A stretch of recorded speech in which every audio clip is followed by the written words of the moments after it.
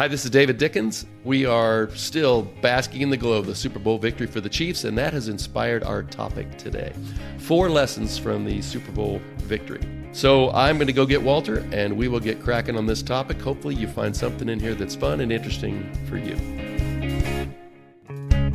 Do you need help protecting your finances as you enter retirement?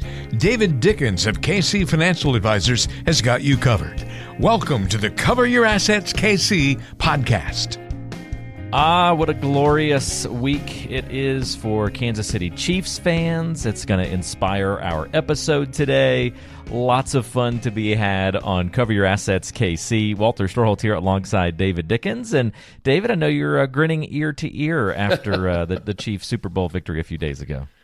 Yeah, it's pretty awesome. The whole back-to-back thing is cool, and all the comparisons to history. And so, as I think I'm going to mention later in the podcast, you can't do a three-peat if you didn't do the repeat. So, ooh, I like that. It's all very cool to be a Kansas City Chiefs fan these days. And so, we'll ride as we learn 50.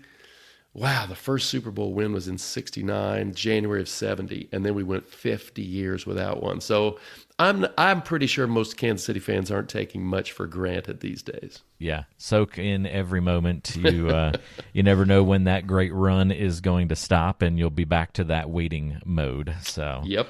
Please enjoy it. My favorite sports team is the New Jersey Devils, and I grew up with them being really, really good, with the best goaltender of all time, and got to see 3 Stanley Cups.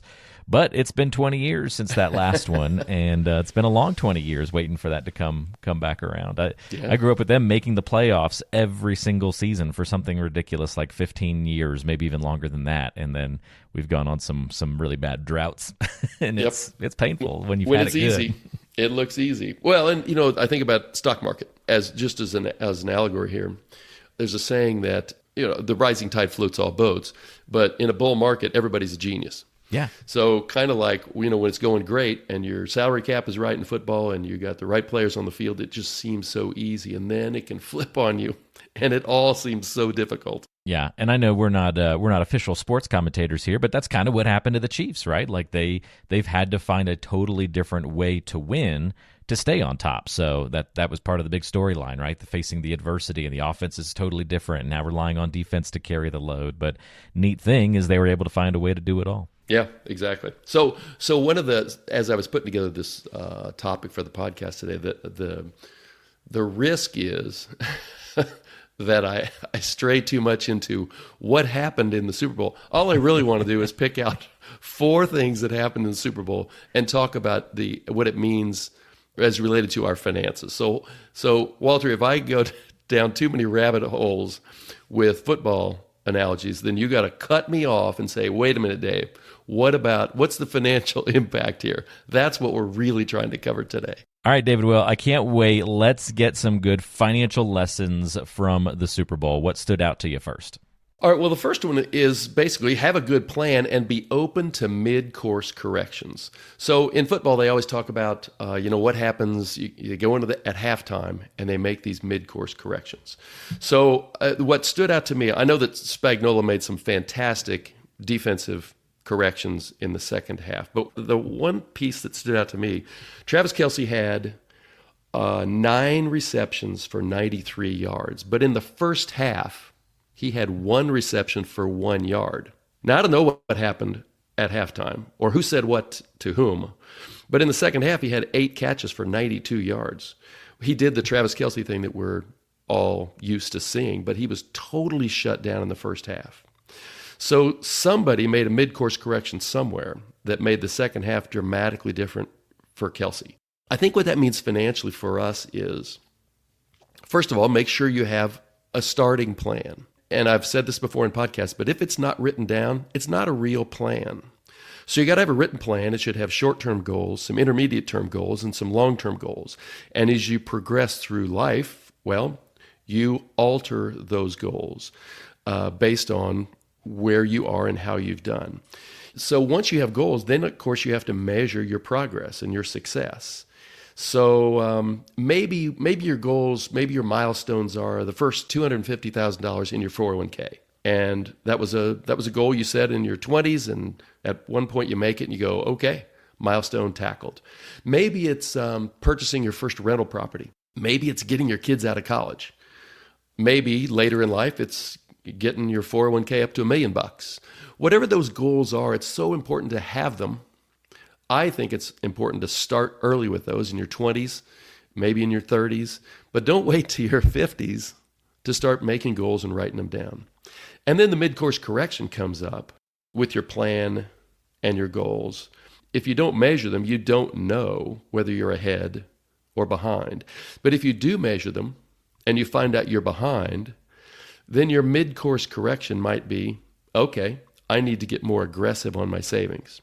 Or I need to find ways to spend less, maybe spend less on stupid stuff and spend just on the important stuff. Another way you can make a mid-course correction would be, and I've heard lots of people say this, I guess I just need to add more risk to my portfolio.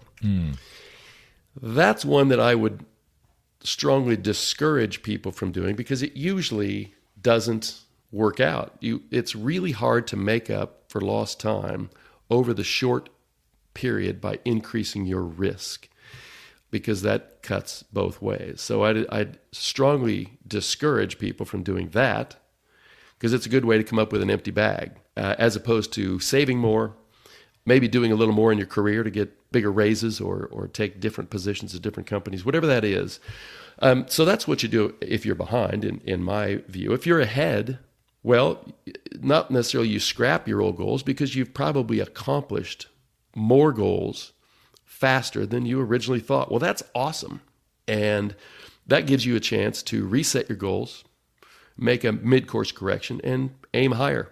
So, and that, after on the post-game interviews, both Mahomes and Kelce said, we really wanted the opportunity to do a three-peat, but you can't do a three-peat if you don't get the repeat. So they had to win this year in order to set up their next goal, which is a three-peat.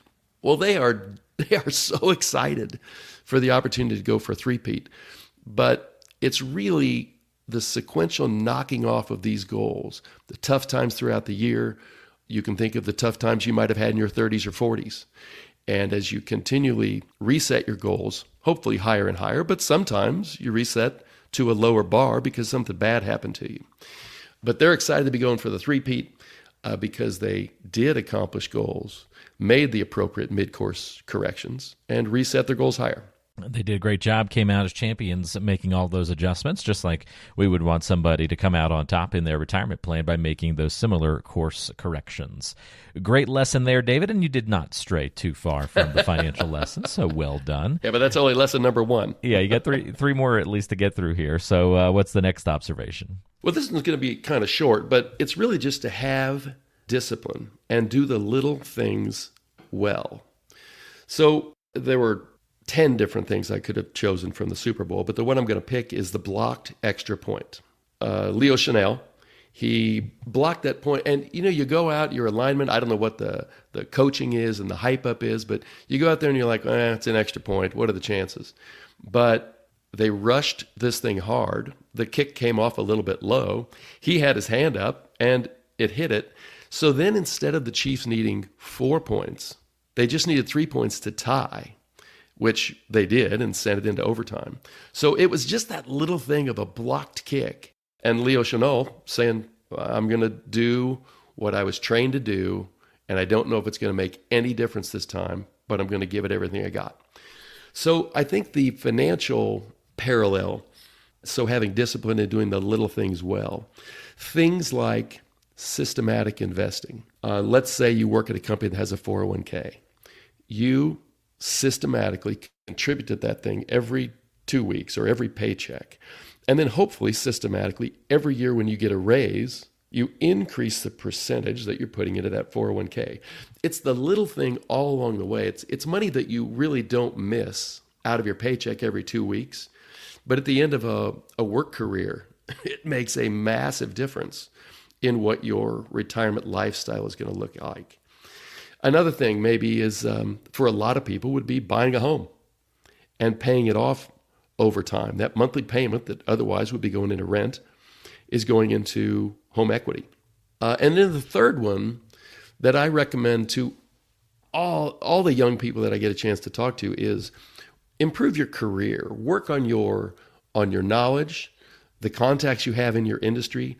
And as you improve your career, a lot of times it's just going from one job to another. More responsibility typically pays you more money. And so it's not necessarily how well your investments are going to do. It's how well your career is going to do over a 40-year period. So the lesson there is just being disciplined about, going back to the first one, accomplishing your goals, setting and accomplishing your goals, and doing the little things well. They all stack up over time. And your adult life your work life is 40, 45 years.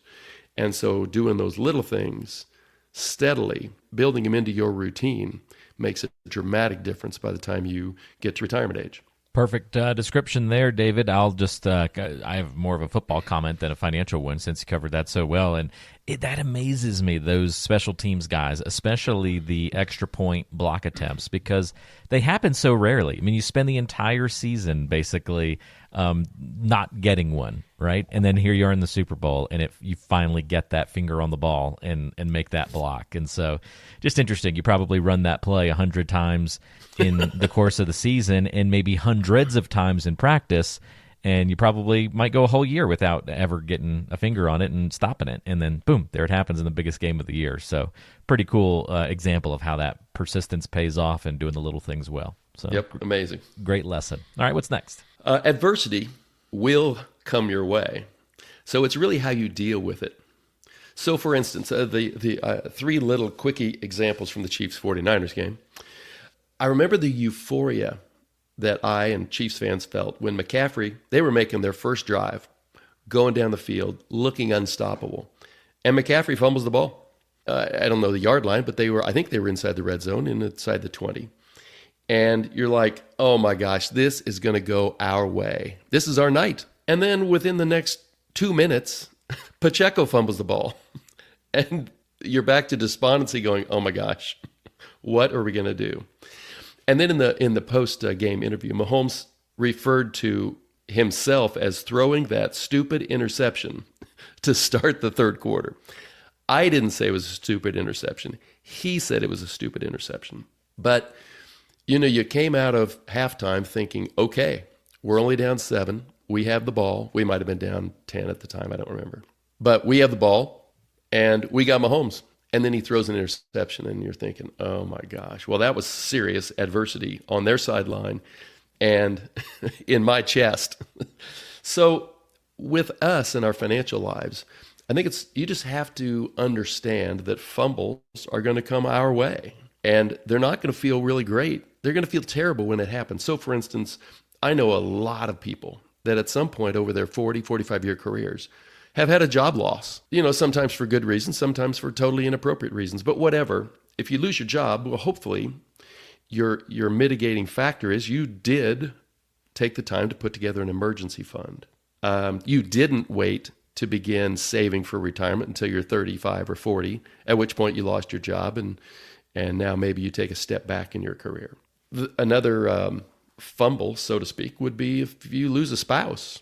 Hopefully you had life insurance and the right amount of life insurance to make sure that didn't totally derail the rest of the life of the person who didn't die. Maybe you lose a spouse to divorce, and that has its own complications as to how you would deal with that from a lot of different aspects of your life, and in particular from our podcast, how you deal with it financially. And another big fumble that I see a lot, I just saw it this last week. It took me totally by surprise with a client, but credit card debt. This person had racked up, totally surprising to me, many thousands of dollars of credit card debt.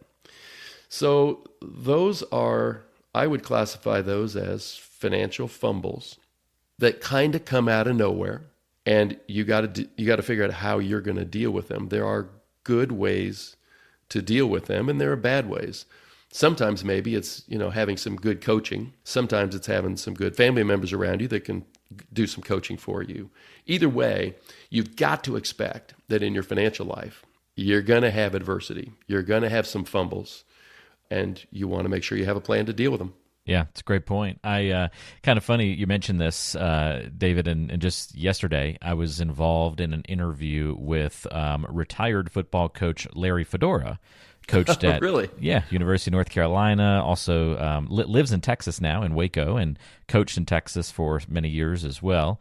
And just kind of was interesting. He was talking about adversity a lot in the interview, and he said one thing that he always told his players was you can truly control two things: your attitude and your effort.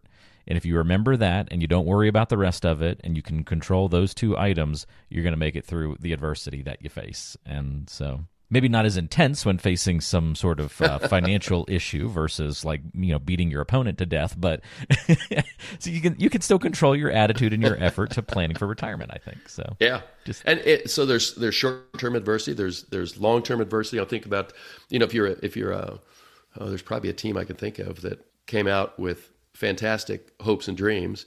The Browns. That's every year for them, right? In the middle of the season, you realize, okay, well, we're not going anywhere. And so dealing with that level of adversity, as opposed to a fumble in the middle of the game where you're like, okay, we need to forget about that and move forward with our next best play and idea. Yeah. I guess that was the Jets when Aaron Rodgers got injured three plays into the season. Their long-term picture changed very quickly. So I think that there are a lot of good parallels there. When you're watching a game on TV, the good news is when the game's over, hopefully you pretty quickly forget about it. When something bad happens in your life, sometimes it's with you for weeks, months, or years. But the important thing is that you come up with new strategies, maybe some new goals, maybe reduced goals, maybe increased goals. But you don't lose sight of where you're trying to get to. Maybe you just have to create a new path to get there. Hey, side sports thought before we go to our final lesson from the Super Bowl. Did Aaron Rodgers actually help the Chiefs win the Super Bowl? If he doesn't get injured on the third play, does McCole Hardman not come back to the Chiefs halfway through the season, the eventual game-winning touchdown scorer, right? If Rodgers plays the whole year with the Jets, maybe Hardman stays, doesn't get traded back, and maybe he's not there to make that catch. So true. Good news is we'll never know. Don't have to think about it too hard. Can't find out anyway. All right. How about your final lesson from the Super Bowl? So the final lesson is you don't have to reinvent the wheel. And so as a slightly more than casual observer of football games, I heard Mahomes say in the post-game interview that the final TD in overtime was the same play call that they used for the final 2 touchdowns against the Eagles in last year's Super Bowl. I think last year they called it corn dog, and this year they called it Tom and Jerry. Either way, it was this little fade route to a wide receiver in the corner of the end zone, which caught, and it was somehow disguised from the back that was supposed to cover him. So I just thought it was fascinating that Andy would call the same play to win this Super Bowl that he called the final touchdowns of the last Super Bowl, thinking that, is that a play that the 49ers had never seen before? Of course not. They watch a lot of film. But Andy didn't feel like, for whatever reason, that he needed to create something new, unique, unusual to get this thing done. He just had to have execution on a really good plan and a really good play. So I think what that means for us in our financial lives is you have to have, first of all, you have to have a real plan. Secondly, you have to measure your progress toward the plan you set up for yourself. In our world, Walter, every January we say, have you done your net worth statement yet? That's one way to measure your progress. You need to continually improve, whether that's in your career. I know one way to continually improve is if you start by putting 10% of your paycheck into your 401k. Next year when you get your raise, put 11% in. And the year after that, put 12% in. But continually improve the way that you are feathering your own retirement nest, not expecting that somebody else is going to do it for you, especially the U.S. government. And then, resetting goals based on the achievements that you have. If you hit a really dry patch in your life, well, maybe you adjust your goals downward. If you're killing it, well, make sure you adjust your goals upward. It kind of, you almost have to involve yourself in a game. It's just a lifelong game of achieving the goals you set for yourself. So a personal example. My iPhone is sitting right in front of me right now. And when I go to the notes section of that, I will find one note that I have in there, and it's called Things to Do by. And then I have age 62, age 66, age 70. That doesn't work for everybody, but it's a way for me to keep certain key goals in front of myself. I look at that in the airport. I'll look at that on the couch. I probably look at that 4 times a year, but it's always in front of me. And if I need to adjust something, well, I adjust it on my phone. It's not some piece of paper that's sitting in my file cabinet or something I didn't write down. It's written down in front of me, and I get confidence and a feeling of satisfaction when I see that I'm knocking those goals off. So I'm more than 62, but I still have the goals to do by 62. The goal says to do by age 62. Well, I never erase that because it gives me a good and confident feeling. You look back and say, well, look at that. I killed that. Or alternatively, there might be something in there that you didn't quite get done. So you try harder between 62 and 66 to get that done. Quick and easy access. I don't look at them all that often, but they're there right in front of me to spur me along. So those are kind of the 4 things that I thought about. This could be a 3-hour podcast, but my hope is that at least a couple of those 4 were applicable to everybody that's listening to this podcast. Where I want to close is that famous quote by Woody Allen, where he says 80% of success is just showing up. And I think what he meant by that was, if you want to train for a 10K, well, you would know this, Walter. You and I would both know this because we both trained for marathons. If you want to train for a race, well, a lot of it is just getting out of bed and putting on your shoes and getting out there.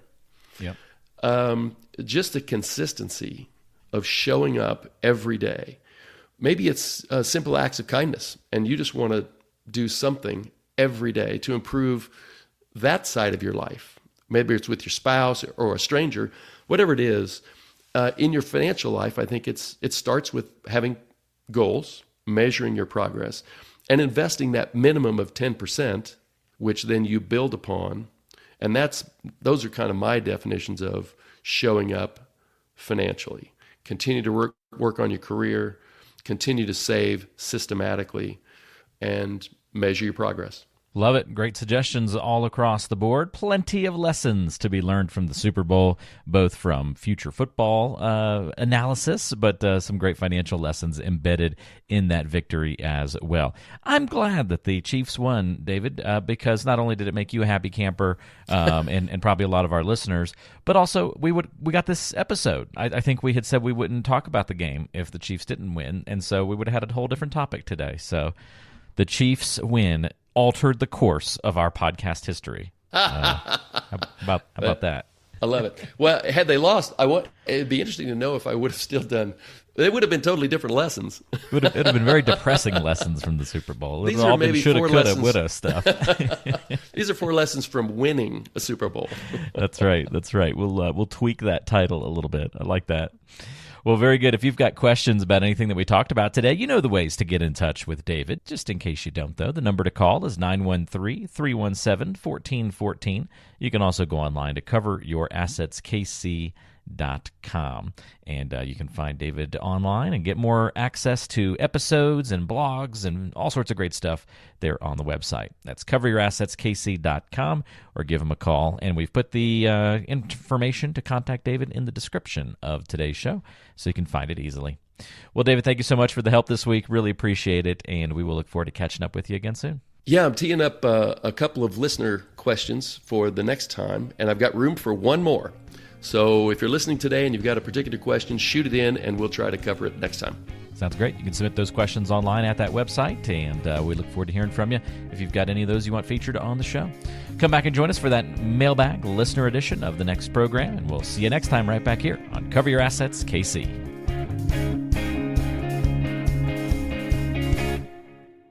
Advisory services offered through Creative One Wealth, LLC, an investment advisor. KC Financial Advisors and Creative One Wealth, LLC are not affiliated. We are an independent financial services firm helping individuals create retirement strategies using a variety of insurance products to custom suit their needs and objectives. The information and opinions contained in this program have been obtained from sources believed to be reliable, but accuracy and completeness cannot be guaranteed. They are given for informational purposes only and are not a solicitation to buy or sell any of the products mentioned. The information is not intended to be used as the sole basis for financial decisions, nor should it be construed as advice designed to meet the particular needs of an individual situation. This material has been provided by a licensed insurance professional for informational and educational purposes only and is not endorsed or affiliated with the Social Security Administration or any government agency. It is not intended to provide and should not be relied upon for accounting, legal, tax, or investment advice.